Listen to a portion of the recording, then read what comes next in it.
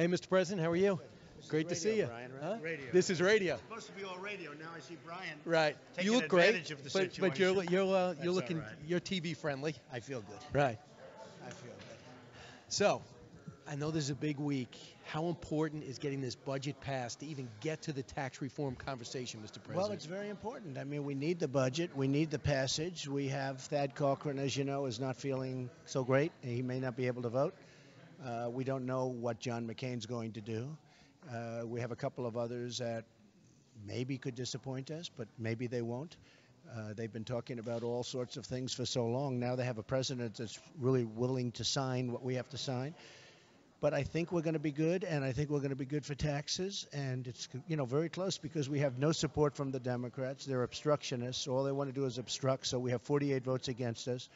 So we literally can't lose more than 2 votes, which is a pretty tough situation. On tax reform or the budget? On the budget. On the budget in particular. On the right? budget, well, we have phase 1 and phase 2. Phase 1, we have to think I'm only right now thinking about the budget. Right. Phase 2 is tax because that'll be next week. But phase 1 is the budget. And if we get the budget, I think we'll be in good shape to get the tax, but we have to get the budget. I talked to Senator Joe Manchin yesterday, who really seems to enjoy your interactions. And he says, if they could give me a little something, I could deliver 6 to 8 Democrats. Number one, do you believe that? And number two, are you willing to negotiate? Well, we'll be talking to Joe. I think it's hard for Joe to vote against tax cuts. We're talking about massive tax cuts. In West Virginia. Biggest cuts in West Virginia. And I've turned West Virginia around because of what I've done environmentally and with coal. And I don't know if you saw, but West Virginia is second to Texas in percentage increase of GDP. And everyone's saying, I can't believe it, because they were having such problems. But I think it's very hard for Joe. I think it's very hard for other people to vote, especially where I'm very popular in their states and they're coming up for election, to vote against the largest tax cut in the history of our country. People need their money. The government's taking too much money. We're the highest tax nation in the world. We need the tax cuts. So what Mick Mulvaney brought up to me this morning on television was no one talks about the 0%, because at up to $24,000, you're not going to pay any tax. That's part of tax reform. Right. Also, people are focused on the corporate rate reduction. What about the small business? So small business is coming way down, and if you talk about the zero, I said you got to put the zero in. They were saying we have 3 brackets. I said, I know you like to say we only have 3 brackets as opposed to 7 or 8, but you got to put the zero in. That's a bracket. So I said make it 4. And the Democrats, Schumer and all, were using that, and they were using it as bait. Now they can't use it anymore because where they're paying a much higher rate, we're paying a very high rate. Right now, a lot of people are going to pay 0. Right. Then we go to 12% as an example. It comes down from 15, but it really comes down from much higher than that. So it's a great tax cut for the middle class. But look, even the middle class will say it's an unbelievable tax cut for business, which is going to employ people. And the biggest beneficiary will be the middle class. So you golfed with Rand Paul over the weekend, and I think most agree, including Mark Short this morning, said that he's going to be the greatest challenge because he does not like to vote for budgets or tax reform. I mean, can you be friends with someone? Can you vote with? Can you be friendly with someone that's going to vote against that? Have you talked to him about it? I've had a great relationship with Rand Paul, and I think he's going to be with us. I think in the end he's going to be with us. I hope John McCain's going to be with us. We just don't know yet. We have a couple of votes, and of course that is, in a position where it's maybe impossible for him to be here, which is a big, that's like a no vote. That's almost the equivalent of a no vote. And the problem is we have no Democrats. We have absolutely no Democrat votes. Have you tried? Yeah, we've tried. They're in a block. They have 48 votes, and all they want to do is obstruct. Now, I think we'll have Democrats if we get through the budget. We have to get through the budget first. If we get through the budget, we have the taxes.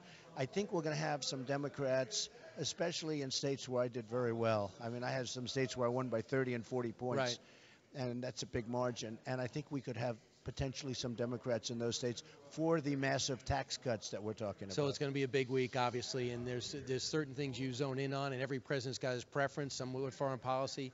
I think you love the numbers, the budget, the economy. But I got to ask you something in the big picture. I think foreign policy for me has been very strong. I think we did the right thing with Iran. And if you notice, Iran was respectful yesterday. They were not jumping up and down. They were respectful of what I did. And they may not agree with it, but they were very, very respectful. I think that if you look at what I did with the payments going to the insurance companies, not going to poor people. They're going right into the pockets of the insurance companies. And I brought a list for you. You did. Just for me? Look at these insurance companies. This is since Obamacare started. Anthem, big company, 270% increase. 270%. And that's since ACA. That's Obamacare. So since Obamacare, Humana, 420% increase. Aetna, 470% increase. Cigna, 480% increase. So I looked at those The numbers. insurance companies are making a fortune. So are you saying when they raise premiums or raise deductibles, they're trying to increase their profits instead of doing an honest job about giving people insurance? Are they being dishonest and going too profit-oriented? No, they got a great deal with Obamacare. The one beneficiary, the great beneficiaries for Obamacare, it's not the people. They're getting killed. And look at what's happening to their premiums. Look at what's happening to their deductibles, Right. how high the deductibles. But look, these are not made up by me. When you have Cigna, Aetna, Humana, Anthem going up 270, 420, 470%, 480%. These are insurance companies that went up 480% since Obamacare. Is any stock on the stock exchange, has anybody gone up that much? You would know better than me. The reason is it's because Obamacare is a ripoff. It's great for the insurance companies. And find out who gave all that money to the Democrats. Take a look at the insurance companies. Right. So the Democrats don't want to hurt the insurance companies.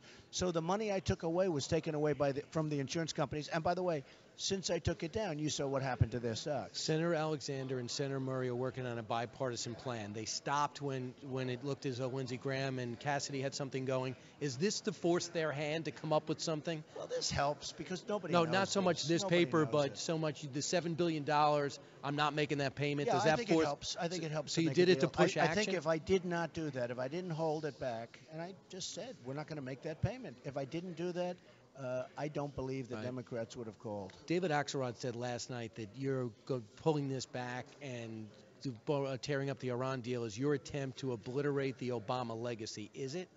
No, it's just that I disagree with Obama on so many things. I mean, I heard, as an example, let's say Hillary Clinton said it was okay for the NFL players to kneel during the anthem. Well, I disagree. Maybe that's why she lost, because that's bad. That's real bad. We have to respect our flag, our country, our anthem.